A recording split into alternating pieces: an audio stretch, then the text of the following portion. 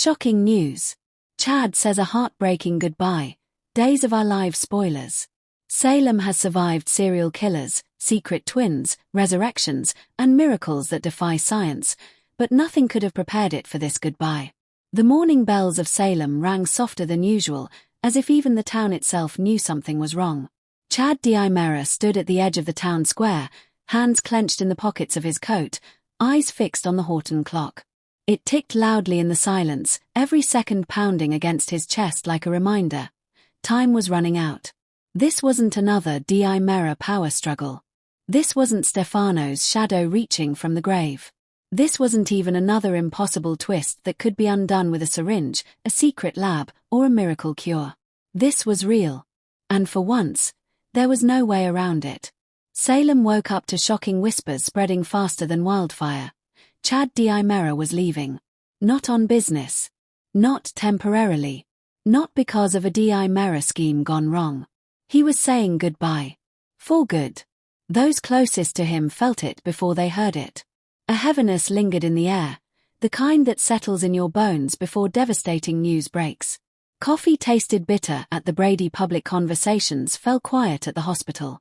Even the Diemera mansion, usually humming with tension and secrets, felt hollow. Chad had always been the Diemera who didn't quite fit. Too kind. Too moral. Too human. He loved deeply, lost painfully, and tried, against all odds, to build a life that wasn't defined by his last name. Now, that life was slipping through his fingers. The truth came out quietly, the way the most devastating news often does. Kayla Brady had delivered the diagnosis in a hospital room bathed in sterile white light. Chad remembered staring at the wall behind her, nodding as she spoke, as if she were talking about someone else. An aggressive neurological condition. Rare. Fast-moving. Untreatable. No miracle drug. No experimental trial. No last-minute save. Weeks. Maybe months. Chad didn't cry then. He thanked her. Asked practical questions. Even joked, because that was how you survived in Salem.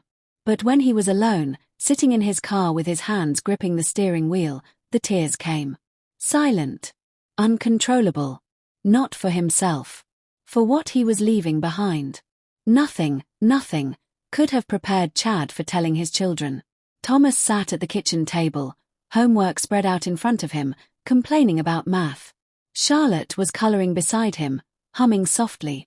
Chad watched them for a long moment, memorizing everything. The sound of their voices, the way Thomas pushed his hair out of his eyes, the way Charlotte stuck out her tongue when she concentrated. "Hey, guys," Chad said, forcing a smile.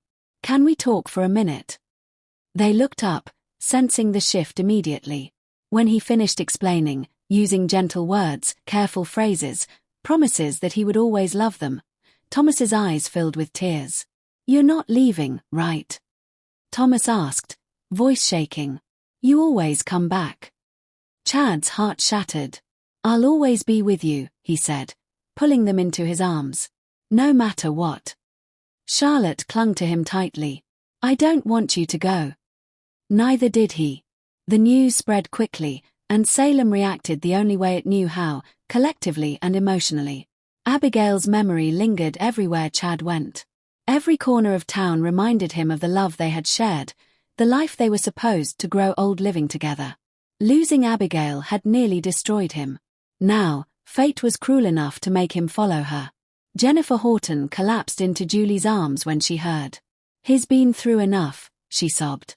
"Haven't the Diemeras taken enough from him?"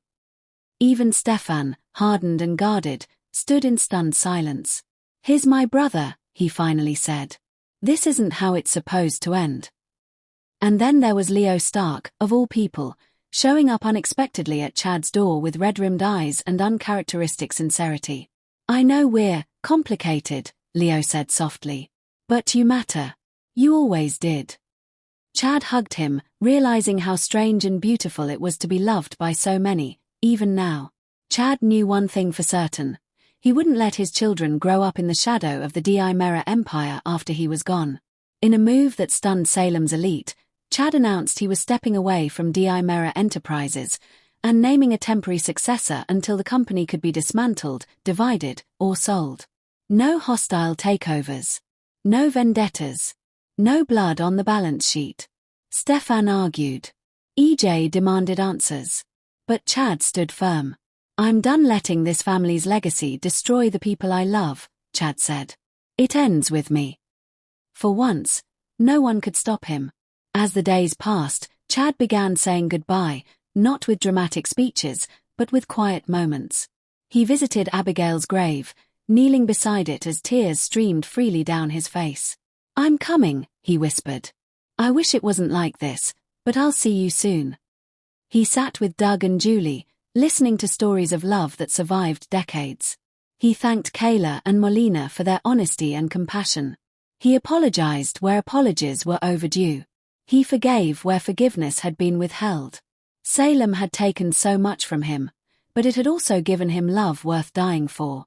The final goodbye happened at sunset. Chad gathered everyone he loved at the Horton Square. No press. No spectacle. Just family, friends, and memories. I don't want this to be about death, Chad said, voice steady despite the tears in his eyes. I want it to be about life. About how lucky I was to love and be loved by all of you. Thomas stood tall beside him, trying to be brave. Charlotte held Chad's hand tightly. You made me better, Chad continued. Every single one of you. As the sun dipped below the horizon, Chad knelt in front of his children. Be kind, he told them. Be strong. And don't ever let anyone tell you where you belong. They hugged him as if they could hold him there forever. As Chad prepared to leave Salem for a quiet place where he could spend his remaining time in peace, Molina watched him carefully.